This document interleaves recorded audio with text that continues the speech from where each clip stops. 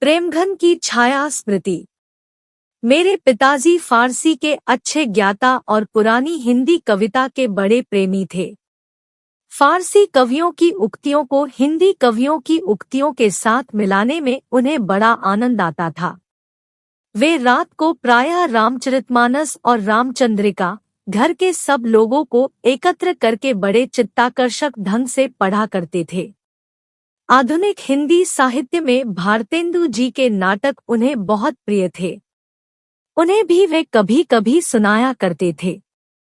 जब उनकी बदली हमीरपुर जिले की राठ तहसील से मिर्जापुर हुई तब मेरी अवस्था 8 वर्ष की थी। उसके पहले ही से भारतेंदु के संबंध में एक अपूर्व मधुर भावना मेरे मन में जगी रहती थी। सत्य हरिश्चंद्र नाटक के नायक राजा हरिश्चंद्र और कवि हरिश्चंद्र में मेरी बाल बुद्धि कोई भेद नहीं कर पाती थी। हरिश्चंद्र शब्द से दोनों की एक मिलीजुली भावना, एक अपूर्व माधुर्य का संचार मेरे मन में करती थी।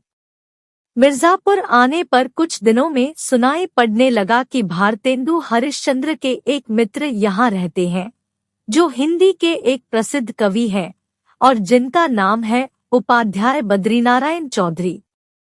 भारतेंदु मंडल की किसी सजीव स्मृति के प्रति मेरी कितनी उत्कंठा रही होगी, यह अनुमान करने की बात है। मैं नगर से बाहर रहता था। एक दिन बालकों की मंडली जोड़ी गई। जो चौधरी साहब के मकान से परिचित थे, वे अगुआ हुए। मील 1.5 का सफर तय हुआ। पत्थर के एक बड़े मकान के सामने हम लोग जा खड़े हुए। नीचे का बरामदा खाली था। ऊपर का बरामदा सघन लताओं के जाल से आवृत था। बीच बीच में खंभे और खुली जगह दिखाई पड़ती थी। उसी ओर देखने के लिए मुझसे कहा गया। कोई दिखाई न पड़ा। सड़क पर कई चक्कर लगे। कुछ देर पीछे एक लड़के ने उंगली से ऊपर की ओर इशारा किया। लता प्रतान के बीच एक मूर्ति खड़ी दिखाई पड़ी। दोनों कंधों पर बाल बिखरे हुए थे। एक हाथ खंभे पर था। देखते ही देखते यह मूर्ति दृष्टि से ओझल हो गई। यही पहली झांकी थी। ज्यों-ज्यों मैं सयाना होता गया, त्यों-त्यों हिंदी के नूतन साहित्य की ओर मेरा झुकाव बढ़ता गया। क्वींस कॉलेज में पढ़ते समय स्वर्गीय बा. रामकृष्ण वर्मा मेरे पिताजी के सहपाठियों में थे। भारत जीवन प्रेस की पुस्तकें प्रायः मेरे यहाँ आया करती थी, पर अब पिताजी उन पुस्तकों को छिपाकर रखने लगे। उन्हें डर हुआ कि कहीं मेरा चित्त स्कूल की पढ़ाई से हट न जाए, मैं बिगड़ न जाऊं। उन्हीं दिनों पर केदारनाथ जी पाठक ने एक हिंदी पुस्तकालय खोला था। मैं वहां से पुस्तकें ला लाकर पढ़ा करता। एक बार एक आदमी साथ करके मेरे पिताजी ने मुझे एक बारात में काशी भेजा। मैं उसी के साथ घूमता फिरता चौखंभा की ओर जा निकला। वहीं पर एक घर में से केदारनाथ जी पाठक निकलते दिखाई पड़े। पुस्तकालय में वे मुझे प्रायः देखा करते थे। इससे मुझे देखते ही वे वहीं खड़े हो गए। बात ही बात में मालूम हुआ कि जिस मकान में से वे निकले थे, वह भारतेंदु जी का घर था। मैं बड़ी चाह और कुतूहल की दृष्टि से कुछ देर तक उस मकान की ओर न जाने किन किन भावनाओं में लीन होकर देखता रहा। पाठक जी मेरी यह भावुकता देख बड़े प्रसन्न हुए और बहुत दूर मेरे साथ बातचीत करते हुए गए। भारतेंदु जी के मकान के नीचे का यह हृदय परिचय बहुत शीघ्र गहरी मैत्री में परिणत हो गया। 16 वर्ष की अवस्था तक पहुँचते पहुँचते तो समवयस्क हिंदी प्रेमियों की एक खासी मंडली मुझे मिल गई, जिनमें श्रीयुत काशी प्रसाद जी जायसवाल, बा. भगवान दास जी हालना, पंग. बद्रीनाथ गौड़, पंग. उमाशंकर द्विवेदी मुख्य थे। हिंदी के नए पुराने लेखकों की चर्चा बराबर इस मंडली में रहा करती थी। मैं भी अब अपने को एक लेखक मानने लगा था। हम लोगों की बातचीत प्रायः लिखने पढ़ने की हिंदी में हुआ करती, जिसमें निस्संदेह इत्यादि शब्द आया करते थे। जिस स्थान पर मैं रहता था वहां अधिकतर वकील, मुख्तारों तथा कचहरी के अफसरों और अमलों की बस्ती थी।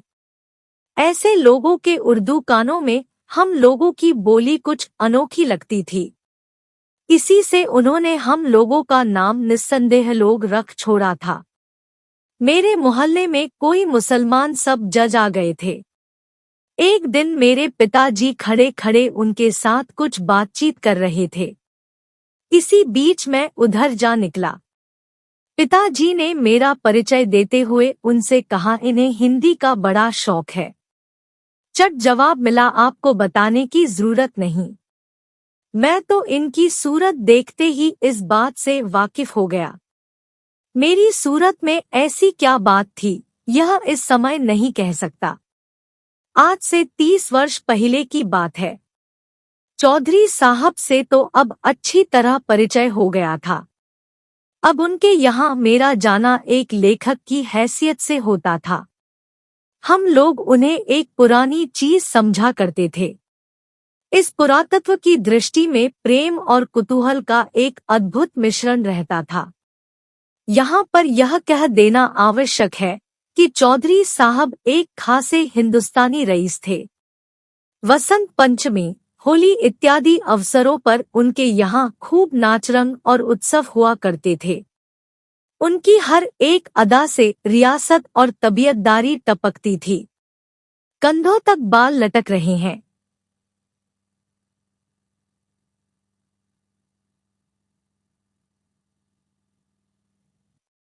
आप इधर से उधर टहल रहे हैं। एक छोटा सा लड़का पान की तश्तरी लिए पीछे पीछे लगा हुआ है। बात की काट छांट का क्या कहना है। जो बातें उनके मुंह से निकलती थी उनमें एक विलक्षण वक्रता रहती थी। उनकी बातचीत का ढंग उनके लेखों के ढंग से एकदम निराला होता था। नौकरों तक के साथ उनका संवाद सुनने लायक होता था। अगर किसी नौकर के हाथ से कभी कोई गिलास वगैरह गिरा, उनके मुंह से यही निकला कि कारे बचात नाही। उनके प्रश्नों के पहले क्यों साहब अक्सर लगा रहता था। वे लोगों को प्रायः बनाया करते थे, इससे उनसे मिलने वाले लोग भी उन्हें बनाने की फिक्र में रहा करते थे। मिर्जापुर में पुरानी परिपाटी के एक बहुत ही प्रतिभाशाली कवि रहते थे, जिनका नाम था वामनाचार्य गिरी। एक दिन वे सड़क पर चौधरी साहब के ऊपर एक कविता जोड़ते चले जा रहे थे। अंतिम चरण रह गया था कि चौधरी साहब अपने बरामदे में कंधों पर बाल छिटकाए खंभे के सहारे खड़े दिखाई पड़े। चट कवित्त पूरा हो गया और वामन जी ने नीचे से वह कवित्त ललकारा, वर्टिकल बार जिसका अंतिम अंश था। खंभा टेकी खड़ी जैसे नारी मुगलाने की। एक दिन कई लोग बैठे बातचीत कर रहे थे कि इतने में एक पंडित जी आ गए। चौधरी साहब ने पूछा, कहिए क्या हाल है। पंडित जी बोले, कुछ नहीं, आज एकादशी थी, कुछ जल खाया है और चले आ रहे हैं। प्रश्न हुआ, जल ही खाया है कि कुछ फलाहार भी पिया है। एक दिन चौधरी साहब के एक पड़ोसी उनके यहाँ पहुँचे। देखते ही सवाल हुआ, क्यों साहब, एक लफ्ज मैं अक्सर सुना करता हूँ पर उसका ठीक अर्थ समझ में न आया। आखिर घनचक्कर के क्या मानी है, उसके क्या लक्षण है। पड़ोसी महाशय बोले, वाह, यह क्या मुश्किल बात है। एक दिन रात को सोने के पहले कागज कलम लेकर सवेरे से रात तक जो जो काम किए हो सब लिख जाइए और पढ़ जाइए। मेरे सहपाठीपन लक्ष्मी नारायण चौबे बा, भगवान दास हालना बा। भगवान दास मास्टर, इन्होंने उर्दू बेगम नाम की एक बड़ी ही विनोदपूर्ण पुस्तक लिखी थी, जिसमें उर्दू की उत्पत्ति, प्रचार आदि का वृत्तांत एक कहानी के ढंग पर दिया गया था इत्यादि। कई आदमी गर्मी के दिनों में छत पर बैठे चौधरी साहब से बातचीत कर रहे थे। चौधरी साहब के पास ही एक लैंप जल रहा था। लैंप की बत्ती एक बार भभकने लगी। चौधरी साहब नौकरों को आवाज देने लगे, मैंने चाहा कि बढ़कर बत्ती नीचे गिरा दूं, पर लक्ष्मीनारायण ने तमाशा देखने के विचार से मुझे धीरे से रोक लिया। चौधरी साहब कहते जा रहे हैं, अरे जब फूट जाई तबे चलत आवा। अंत में चिमनी ग्लोब के सहित चकनाचूर हो गई, पर चौधरी साहब का हाथ लैंप की तरफ न बढ़ा। उपाध्याय जी नागरी को भाषा मानते थे और बराबर नागरी भाषा लिखा करते थे। उनका कहना था कि नागर अपभ्रंश से जो शिष्ट लोगों की भाषा विकसित हुई, वही नागरी कहलाई। इसी प्रकार वे मिर्जापुर न लिखकर मीरजापुर लिखा करते थे। Thank you person with folded